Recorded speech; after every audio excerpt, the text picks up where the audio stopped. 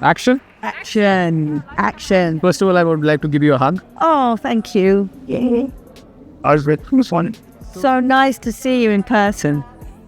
Likewise.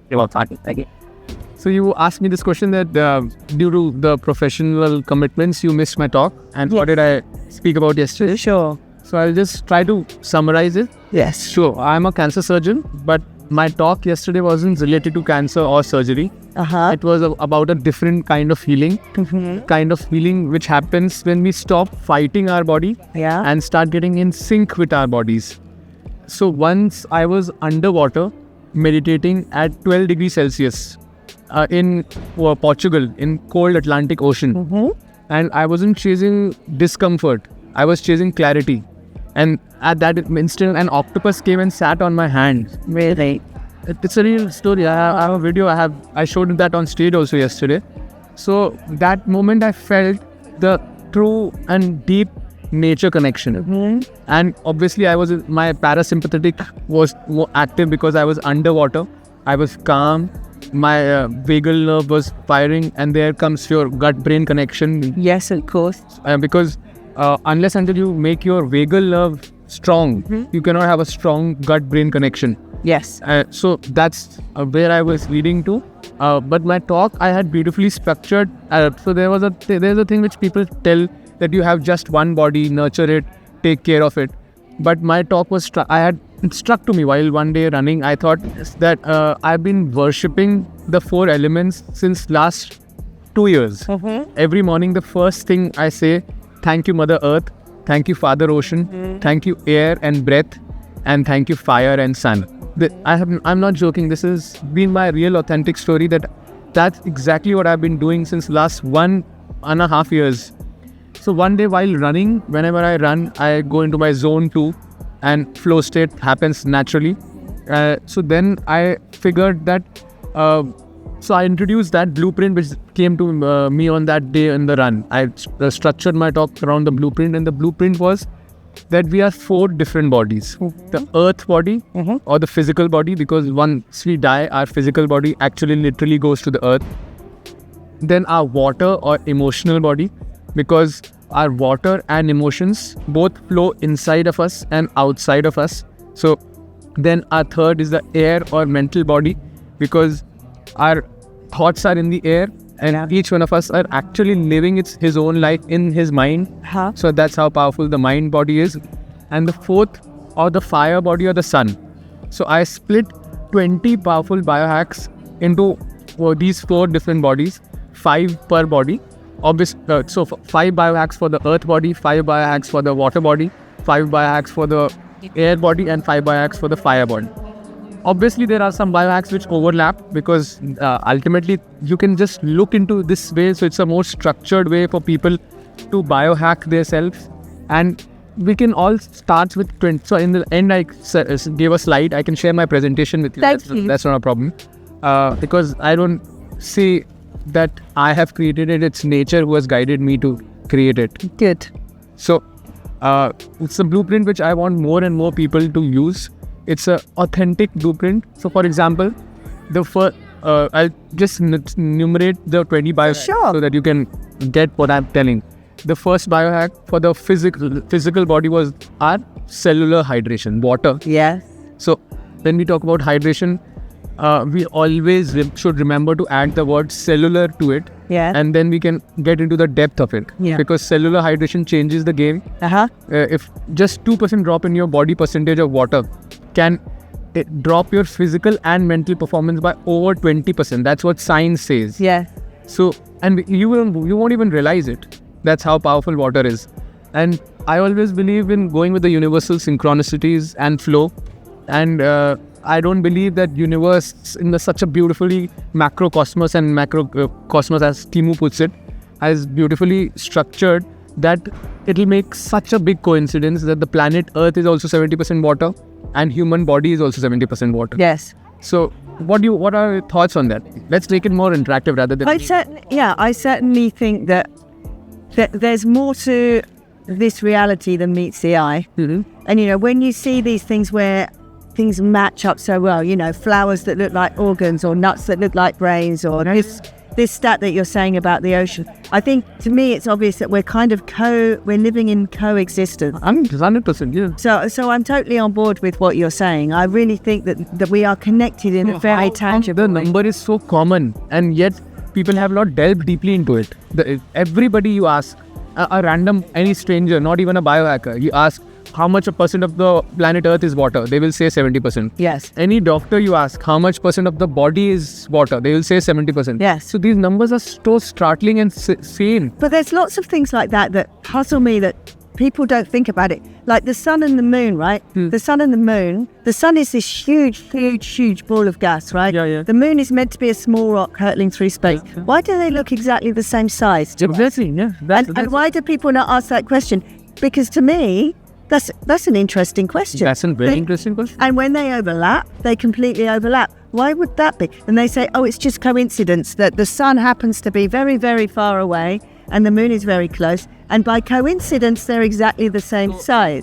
Being a science person, I say one statement: universe never has coincidences. Period. Right. That's the goal. So if you want to call it your coincidence, it's maybe probably for your mindset. Yeah. But if you any coincidence happening in your life, if you're seeing the number 111 too often, if you, Yes. I do that every day. I just before coming, as soon as I entered, I was searching for you. I saw the clock. It was 3:53. Oh, there you go. That's my lucky number. That's my roulette number, actually. So see, I didn't know that. I do 3 and 33 on roulette. I didn't know this, but the universe was. No, but it sounds like I'm a big gambler there, but I'm in Vegas a lot. So, we kind No, of but your roulette number, the universe showed me, and we were exactly meant to talk at that time. Is not a coincidence There again. you go. There you go. I do find it interesting because when you start to actually think about things, like people talk about the Goldilocks thing for life on Earth. Yeah. Just the right amount of light and water that we need for life on Earth. Yeah. Just happens to be like that. And I also don't think that that's true. I think it's because we are actually co-creating this reality. It's not that there is just a Goldilocks zone, not too hot, not too cold for life. So after the water, I moved to my second biohack. Oh yes, so let's carry on with your hand. And then We're done water, cellular water next. Next was the gut microbiome diversity. Okay, now you're singing my language. I will sing it a little further though. So I am also a bird photographer. Yes. And I'm actually India's top 10 bird photographer. Wow. And it's measured by a US site called ebird.org. That's fascinating. And I'm actually ranked number 9 at present. Brilliant. But what I have learned in nature, that what humans have done to the planet outside of us is exactly what we are spoiled our health inside of us. Yes. So we have messed up with the biodiversity outside of us by using sanitizers to clean the floor, phenols to 100% kill the bacteria. And simultaneously we have killed the bacteria in our mouth by using mouthwash which loudly say kills 100% of the all bacteria. Yeah. What about the good ones? For sure. And they make nitric oxide. Exactly. And how do we make nitric oxide? Majoritively, we make it in our mouth. Such similar nitric oxide was made by some good bacteria in the soil also. Yes, and now we've killed that in the soil. So now we have dead soil. The same way we have spoiled the soil microbiome diversity. So biodiversity is a big thing. And we have to conserve the if we want to have healthy life for us. Yes. Not just for our planet. So don't be a nature conservationist for the planet. Be selfish. Be it for you. Yeah. Because if we have to conserve the biodiversity both within us by making our gut microbiome more diverse. But this is kind of like ancient philosophy. They say so above as below, so within, so without. Yeah. It's kind of ancient wisdom that do you think we maybe forgotten it? I think so. Yeah. Because nobody is talking about it again. Not anymore. Not anymore. But in many ancient cultures that they did talk like that. Mm-hmm. I mean, I'm from England, and in Druid culture, in Celtic culture, they had that learning. I'm sure, In Indian culture also. So of course. actually, I think life revolves in a circle. Yes. And maybe it goes in a spiral, and we're kind of we slowly. So I think what is going to happen to the biohacker community, and what happened. Sorry, we are going off topic, but this is a very interesting question which I want to ask you also. That before Homo sapiens, we were Homo Neanderthals. We were Neanderthals, and then we evolved into Homo sapiens. So obviously AI, Vishen was talking such brilliant things about AI, but that is one thing. What is going to really happen to us as Homo sapiens? I think there'll be some handpicks of biohackers probably sitting here, including me and you, who are slowly going to evolve, who understand the universal structure more clearly. Right. And we might evolve into superhumans. So biohacking is not, we have to realize it's not just in technology using gadgets like this. You can use your gadgets, but mindful usage of the gadgets, and use gadgets which are authentic, which connect to your gut and brain connection, like the Sera. Because ultimately it's about connection, first of all, connection to your own self, connection to the universe, and connection to the fellow humans. Yes. And that's what I have met such amazing people in the last 2 days, including yourself. Oh, thank you. Yes. We shared a lot of science. Yes. We shared a lot of tools. Yeah. But above all, we shared a lot of energy. Yes. And so I have found out that I'm so happy that the future of our human health isn't in labs or clinics. Yeah. It's in this connection. Yeah. This resonance. Yeah. I and think this so. flow. It does seem to me we're moving away from the normal systems. Yep. Those normal systems are changing for sure, especially in health. Especially in health, yeah. And I'm a bit older than you, I think. So I've kind of seen it kind of get to a crescendo where we're almost like going towards totally being system-based, totally being very establishment. And now, thankfully, we're kind of coming back to more citizen-led, people-led. So I am living actually 2 lives. To tell you the real truth, I'm living 2 lives because I'm a cancer surgeon. I run a 200. Yes, of course. Yes, you've kind of got one foot in orthodox medicine. Yeah, because I'm based in Allahabad, which is a smaller city in India. Yes. And I run a 200-bedded hospital myself. So I'm the director of the hospital also. We run the hospital with my mother. So problem is that the Ayurvedic culture was very, very similar to what we are talking. Yes. But actually people have really forgotten that. Yeah. And so there are no proper Ayurvedic doctors left in India. Yeah, that's the sad story. Yes. Because all those, they try to use antibiotics and more of the modern medicine to earn more money because they see more money earning opportunities in that. And so I am in a very, very fix on my daily life, but I try and keep, I try and, if a patient comes to me, for a gut patient, for example, I'm a gut specialist. Right. So, for example, a common disease which is hemorrhoids, piles, the inflammation of the vessels of our anal area, that happens because of our wrong habits and messing up with your gut microbiome. Yes. And so many patients come to me. For example, a young 25-year-old girl came to me before the conference. It was severely acute, so I had to operate on her, do surgery on her. But so it's my job as a surgeon. So I've used minimally invasive, I used lasers, there were no stitches involved. So the wound healed properly. But as a doctor, so a normal doctor ends his story there. The surgery went well, patient is fine, pain-free. My job done, earn money, patient is happy, that's my job done. For people who are receptive, I go the step beyond and I try to give that option to everyone who's walking in my clinic. To teach them how to prevent rather than having to get... why did it happen in the first place? Yeah, why did it happen? But you know, I'm very hopeful. I went to India last year because the World Association for Laser Therapy, they did it in India. And the reason they did it in India is because there's a big hospital, we're actually in Manipal, where they're doing... so much stuff to do with light. They're doing light for conditions, especially diabetes, which is big in India. Right? And it's not coming because people are kind of going back to traditional medicine. It's coming because people are struggling to pay for the pharmaceuticals or get the pharmaceuticals. But however it was coming about, they had a lot of students come through, and all of those students were interested in the talks on circadian biology. All those students were interested in light important actually. That's what I was. Circadian biology is my favorite question. Yes. One of my favorite. So there's in the biohack list also. So actually, sleep is so powerful, and during our medical training, during our medical schools, we were not taught about circadian biology. No. We are not or light in biology, I expect. Yeah. I don't expect there was a lot about how light interacts with your cells, right? Yeah. Why was not this basic things? And I think we should change the education system now.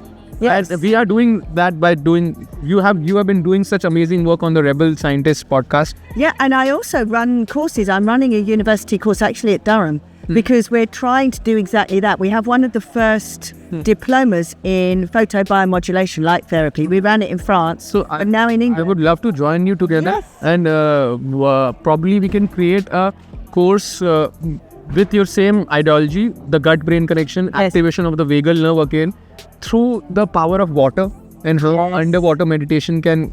So let's create a course around it. Yes. Let's make more people Yeah, aware. because that's where it is, education, right? Yeah. Cool. Okay, we've only got to number 2. Number 3 is the VO2 max. So VO2 max Okay, is the most powerful predictor. yeah. It's for your physical body. You need to train for it. You need to work out the right Yes. ways.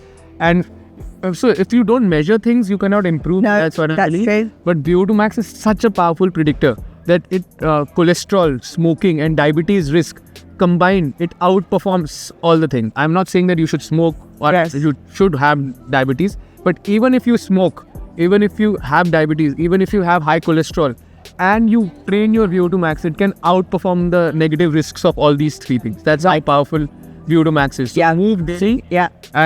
On my Apple Watch, there are Apple rings. Whoever wears it, he knows.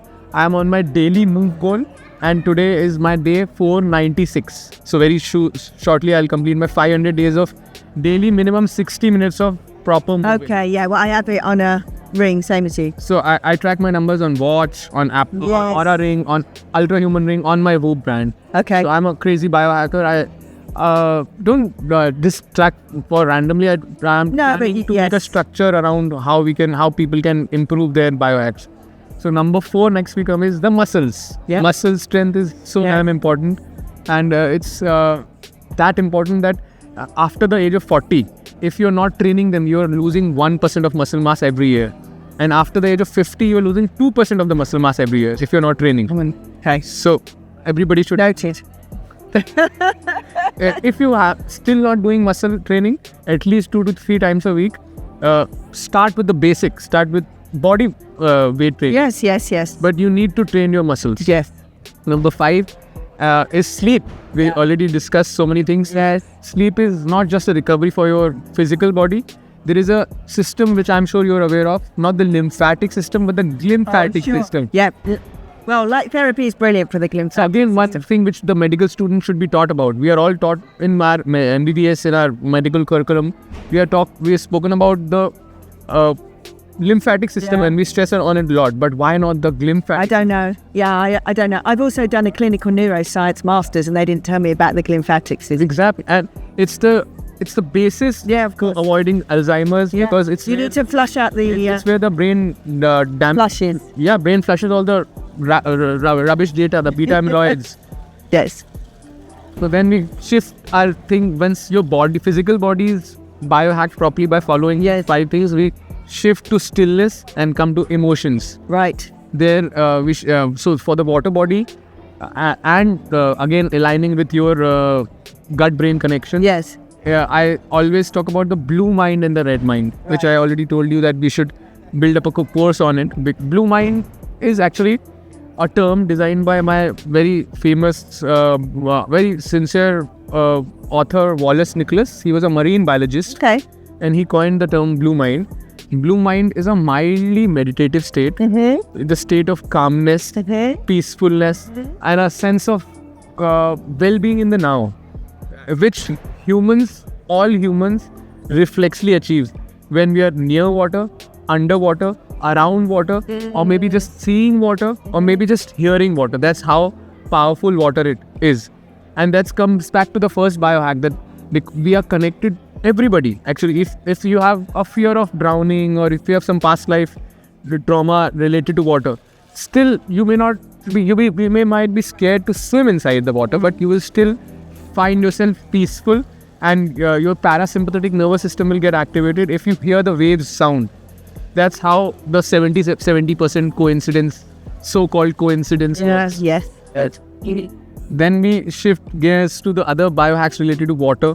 That was the CO2 tolerance. And once you free dive, I will skip some because we can't. Yes, yeah. Maybe we'll get to the end of this section and then we'll save the rest for the podcast, right? Yeah. Yeah, so do your water once and then we're going to save the rest. Tell us the water once though, because I think that's important. Water is the most important. Yes. So, apart from water, we come for the blue mind, Yes. correct? And then the red mind, how to balance it. Then was training your HRV. Yes, for sure. Which is the best indicator really of nervous system resilience, right? Yeah, and it's one of the best indications. Flexibility. Nervous flexibility. That's how I see it. It's actually a marker where you can measure your mental resilience, your emotional resilience, and your physical resilience. Yes, for sure. How your body recovers if you just ran a marathon and your pulse rate was 180. And a athlete, a fit person, as soon as he stops a marathon, he does breath work and he will bring down his heart rate to 50 within minutes. You know what I find with heart rate variability is, for me, it goes up the highest when I'm out with my friends. Even if I'm doing something not healthy, you know, if I've gone out for beer and pizza with my friends. Beautiful secret of HRV, which you have pointed out, that it can't actually be trained to the 100%. Sometimes it happens naturally when you are in flow state again. When you're happy. When you're happy, exactly. So flow state, which is the 20th biohack, I will maybe talk it some other day, is a state where neurochemically there is a set of 6 neurochemicals which neurococktail happens inside our brains. The dopamine, the motivation chemical, the oxytocin, the connection chemical, we are all talking about connection. The serotonin, the happiness chemical, the endorphins, the pain-free chemical, the natural pain-free chemical, then the norepinephrine to drive you to run. Noradrenaline or norepinephrine. Yes. And the anandamide. The molecule which is actually named after bliss. If you break down the molecule, it was named anandamide. And in Hindi culture, anand means bliss. That's lovely. Which is actually an endocannabinoid, right? It's an endocannabinoid. And it's again a plant-based product. You have an endocannabinoid system also. That's again also one thing which nobody talks in biology. And you know, and the brain is covered in cannabinoid receptors, endocannabinoids, CB1, CB6. CB1 and CB2 are actually the most abundant receptors in our brain. Exactly. And I think light triggers those. But I think we've got a lot to talk about. I think we need to end here. Okay. We'll say thank you and to be continued, because I can already see there's so much that we're going to cover. 100%. And so I have this mentality of that we should always go with the flow. Yes. And we should just be easy in life. If these things are meant to happen, it will happen. If it doesn't happen, then it will happen when it's the right time. Because water, so I call myself the Aquaman biohacker. Nice. Because I believe that water flows and stops for nobody. If you wanted something, for example, and you don't get them, then imagine yourself as the water. You will flow past it. Yes. You will not stop and wonder, why didn't I get them? Because it will ultimately come to you. There you go. Brilliant. Thank you. From the Aquaman biohacker. Thank you so much. I look forward to continuing our conversation. Definitely. So we can do it whenever we are at home. Yes. At